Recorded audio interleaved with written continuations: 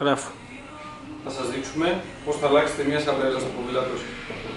Καταρχάς βγάζουμε τη ρόδα, ανοίγοντας την ασφάλεια που έχει το φρένο, ξεκουμπώνοντας το πουί κρυβής και λασκάροντας το λιγάκι για να φύγει η ρόδα. Απαραίτητα εργαλεία.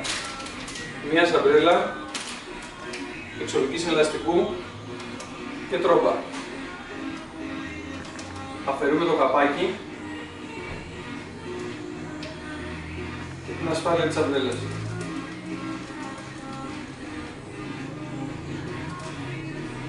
Μπορούμε να το πιέσουμε λίγο να χαλαρώσει το λάστιχο από τα πλαϊνά για δική μας διευκόλυνση. Υποθετούμε τον ισορκέα.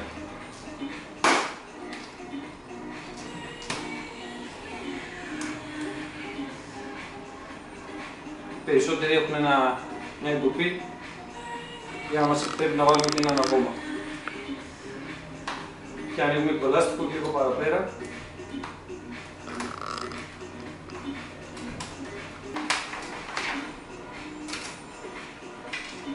Έχουμε ανοίξει το λάστιχο. Βγάζουμε τη σαμπρέλα. Την παλιά.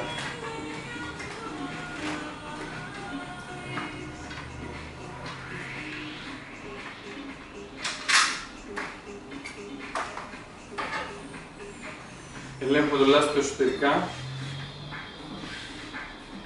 για γυαλιά ή οτιδήποτε άλλο μπορεί να προκαλέσει τρύπημα στην καινούργια σαμπρέλα. Κοιτάμε επίσης και το εσωτερικό της ζάντας, εάν είναι η φακαρόλα σε καλή κατάσταση. Στη συνέχεια παίρνουμε την καινούργια σαμπρέλα.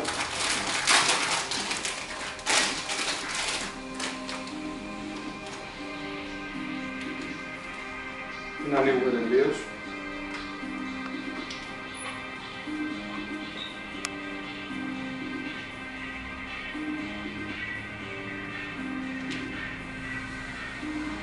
Έτσι βάλουμε λίγο αέρα.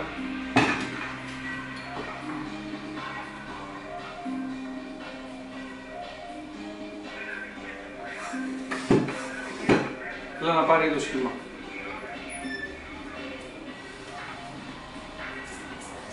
Σφίγγουμε πάλι για να μην φύγει ο αέρας. Εάν είναι βαλβίδα γαλλική και βάζουμε τη σαμπρέλα.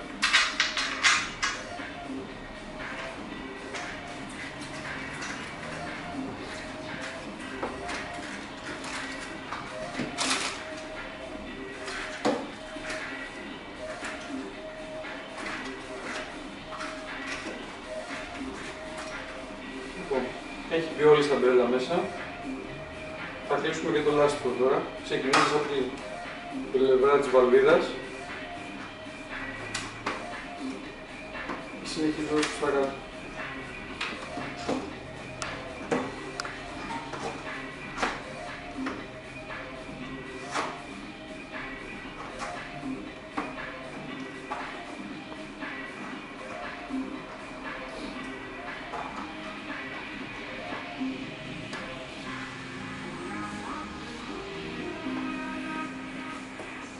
Τώρα, στο τελείωμα,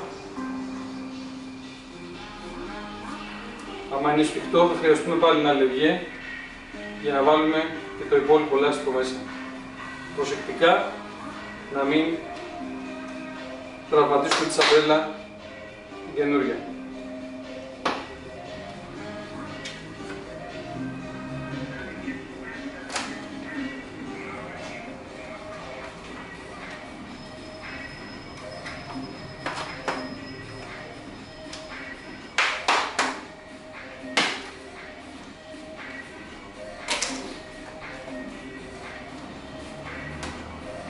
Βάζουμε την ασφάλεια.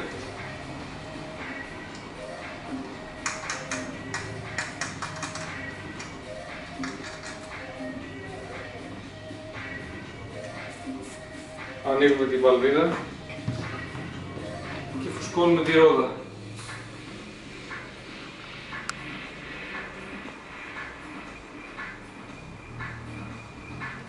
Η πίεση συνήθως ανεγράφεται πάνω στα λάστιχα για το κάθε είδος ελαστικού ξεχωριστά.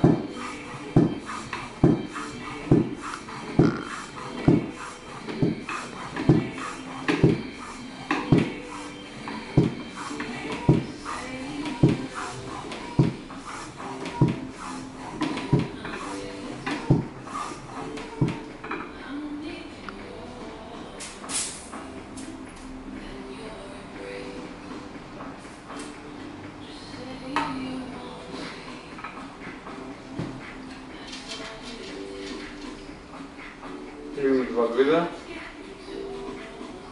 βάζουμε και το καπάκι.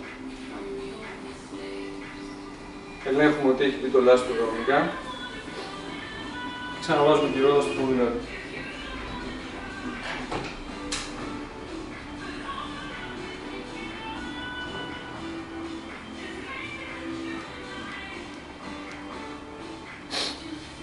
Και ξανακλείνουμε το φρένο. Και είναι έτοιμο.